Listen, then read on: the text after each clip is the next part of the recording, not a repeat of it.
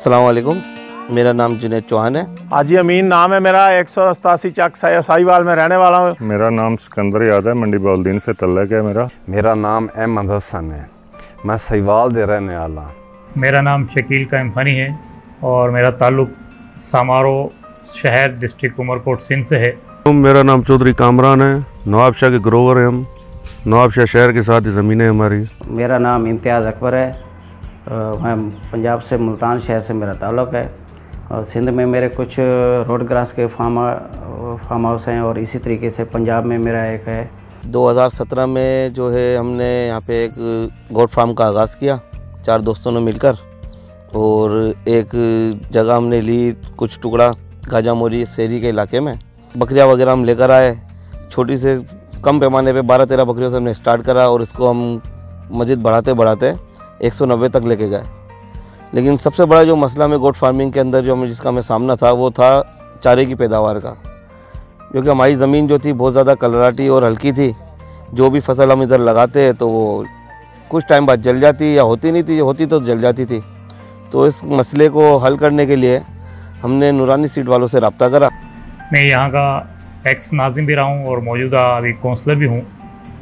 मैं पिछले 20 साल से ज़मींदारी से वाबस्ता हूँ, ज़मींदारी कर रहा हूँ।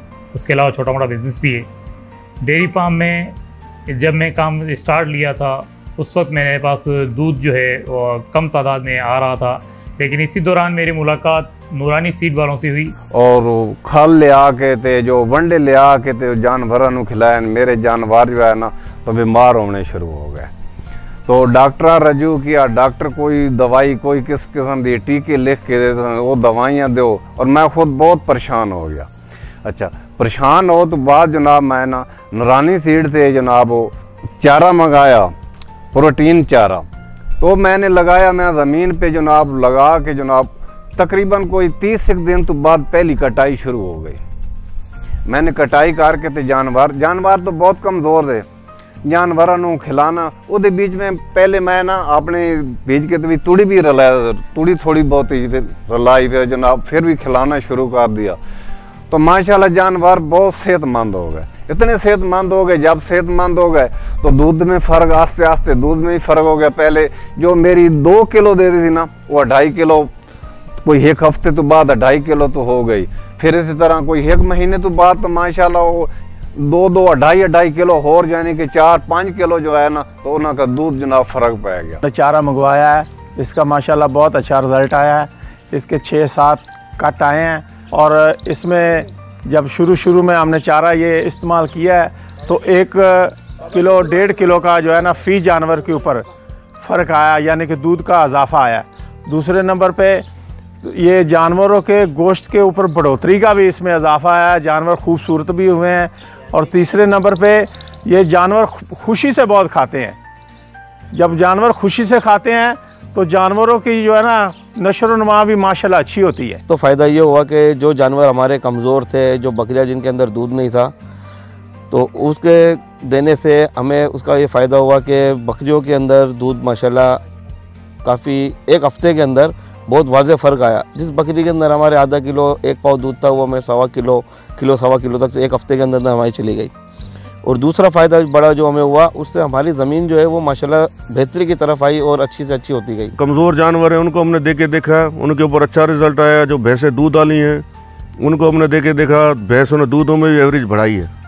जो मना 4 किलो वाली भैंस थी वो 7 किलो दूध दे रही है, मना इतना एवरेज दे रही है दूध के हिसाब से भी। जानवर दूध वाले को देने में भी फ़ायदा हो रहा है। जो काटू माल है, जो गोश्त वाले हिसाब से, उसमें भी ग्रोथ कर रहे हैं जानवर। वो मैंने अपनी ज़मीनों पे लगाया और उसके बाद जो है मैंने अपने जानवरों को जब खिलाया तो आप यकीन करेंगे इसमें मेरे गाय के दूध के अंदर बेइंतहा इजाफा हुआ और दूध के अंदर गाढ़ापन भी आया, उसके अंदर फ़ैट और जो रिक्वायरमेंट जो है कि कंज्यूमर की वो उसके अंदर पूरी हो रही है। और इस तरह मेरा डेयरी फार्म जो है बहुत अच्छे तरीके से चल रहा है। मैंने एक्सपेरिमेंट के लिए जो है 1 एकड़ से सीड ले गया और मैंने वहाँ पे काश्त किया।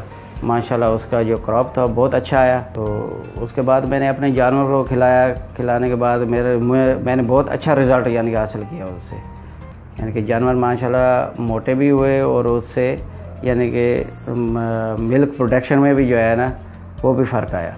कट जो है तकरीबन 25 दिन में तैयार हो जाता है, जबकि आम बरसीन का तकरीबन 30-35 दिन के बाद तैयार होता है। और इसकी एवरेज जो है, इसकी पैदावार जो है उसकी एवरेज भी आम बरसीन से 2 गुना है। तो तीसरी चीज़ कि ये आम जो है हमारे जानवर जो हैं वो बहुत शौक़ से खाते हैं इसको, बहुत पसंद करते हैं इसको, तो इसलिए इसका रिज़ल्ट जो है हमने देखा है कि बाकी सब चारे की निस्बत बहुत अच्छा है। जो लोग बाकी लूसन और आम बरसीन इस्तेमाल कर रहे हैं या दूध बढ़ाने के लिए जो खल वगैरह इस्तेमाल करते हैं, वो लोग इसको इस्तेमाल करें, आपको रिज़ल्ट खल से और बाकी चारों से बहुत बेहतर मिलेगा। और जो हमारे जो दूसरे नए किसान भाई हैं जो इस फील्ड में आना चाहते हैं या जो कर रहे हैं, जिनको चारे की कमी का सामना है, तो वो कोहिनूर सीड्स वाले जो अपने नूरानी सीड्स वाले हैं, जो इनसे आप रब्ता करें, ये इंशाल्लाह आपको अच्छे मशवरे देंगे और आपको इंशाल्लाह बहुत फ़ायदा होगा इससे। अल्लाह ताला कोहिनूर सीड्स वालों के कारोबार में बरकत दे और हमारी दुआ है ये दिन दुगनी रात चौगुनी तरक्की करो। इसी तरह हम किसान भाइयों की मदद करते रहें और इन पे मशवरे पे अमल करके हम भी फ़ायदा उठाते रहें। अस्सलाम वालेकुम।